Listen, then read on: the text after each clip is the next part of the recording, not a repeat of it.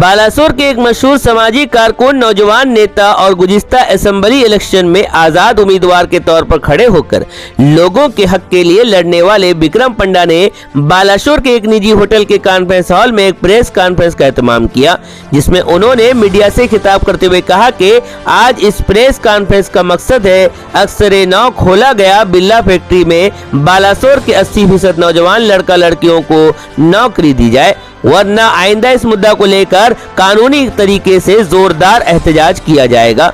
उन्होंने मजीद कहा कि आप सबको मालूम होगा कि 90 की दिहाई में बालासोर जिला में तामीर होने वाली बालासोर की वाहिद बड़ी फैक्ट्री में बिल्ला टायर्स कहलाती थी, जिसके खुलने से बालासोर की मईशत में काफी तब्दीली आई थी, क्योंकि हजारों के तादाद में बालासोर के लोगों को नौकरी जो मिली थी, लेकिन अचानक कुछ सालों पहले बिल्ला टायर्स बंद हो गई थी, जिससे बिल्ला फैक्ट्री में काम करने वाले काफी परेशानी में पड़ गए। ये भी मालूम होगा कि बालासोर के अवाम का हर वक्त एहतजाज, भूख हड़ताल और लगातार आवाज बुलंद करने पर अब जाकर फिर से बिल्ला टायर एक नए अंदाज में खोला गया है। लेकिन अफसोस इस बात की है कि बालासोर के नौजवानों को नौकरी से महरूम रखा गया है।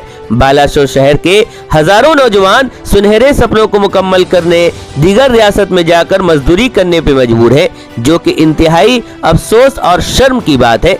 गुज़िश्ता असेंबली इलेक्शन में नौजवानों को रोजगार दिलाने का वादा करने वाले और ओडिशा अस्मिता यानी फक्र की बात करने वाले राजनेता की नजर में अब बालासोर अस्मिता कहीं खो सा गया है।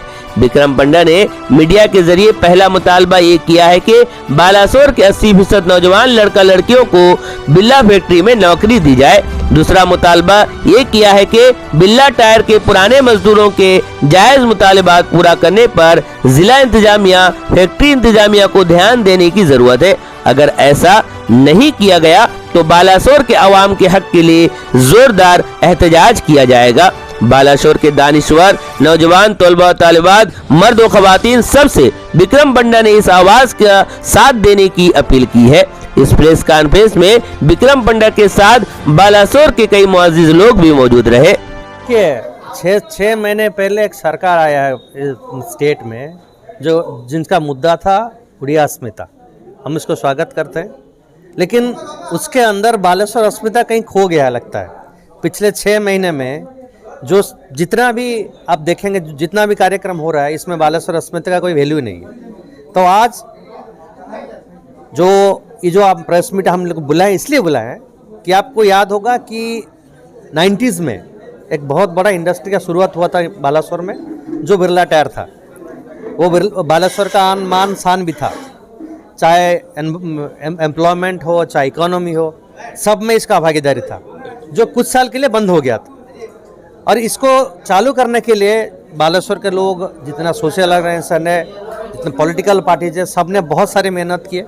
और इसके बदौलत ये अभी खुलने का शुरू हो रहा है, जो अभी बिरला टायर के बिरला कंपनी के पास नहीं है, इसका नाम चेंज हो गया, हिमाद्री केमिकल और डालमिया। हमारा मांग बहुत जायज़ है, बहुत स्ट्रेट है कि बालासोर में जो बड़ा फैक्ट्री अभी खुल रहा है, उसमें जो एम्प्लॉयमेंट आएगा, जो नियुक्ति होगा 1-1.5 महीने के बाद, जो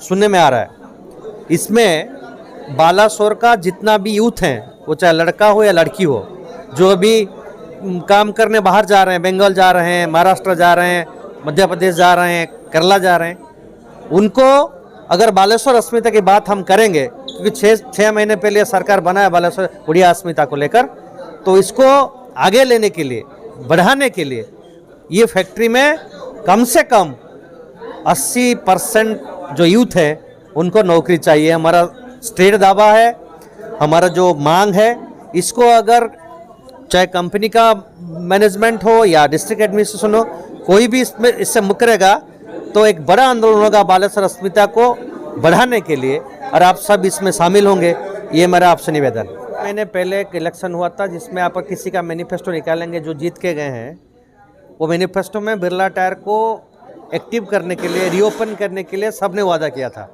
लेकिन आज लगता है कि इलेक्ट होने के बाद ये सब मुकर गए हैं, वादे से मुकर गए हैं।